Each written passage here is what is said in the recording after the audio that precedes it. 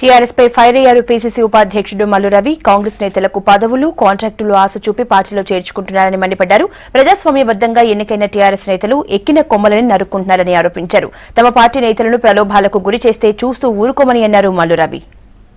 కాంగ్రెస్ పార్టీకి సంబంధించినటువంటి Nalgonda MP, Miryalaguda MLA, లేక ఇంకొక ఎమ్మెల్యే, వీళ్ళందరినీ కూడా కాంగ్రెస్ పార్టీ నుంచి టీఆర్ఎస్ పార్టీలోకి వస్తే ఒక రాజకీయ పదవులు అక్కడ ఇస్తారని చెప్పి వారిని చెప్పటం, వారికి వ్యక్తిగతంగా ఆర్థిక లాభాలు కలిగిస్తామని వ్యాపార పరంగా కానీ కాంట్రాక్ట్ పరంగా కానీ వాళ్ళకి టీఆర్ఎస్ పార్టీలోకి వస్తేనే లాభం జరుగుతుందని చెప్పటం వల్లనే మా పార్టీకి సంబంధించినటువంటి ఎంపీలు, ఎమ్మెల్యేలు ఈరోజు కాంగ్రెస్ పార్టీని విడిచిపోతానని చెప్తూ ఉన్నారు. వాళ్లే ప్రెస్ మీట్ పెట్టి చెప్పారు.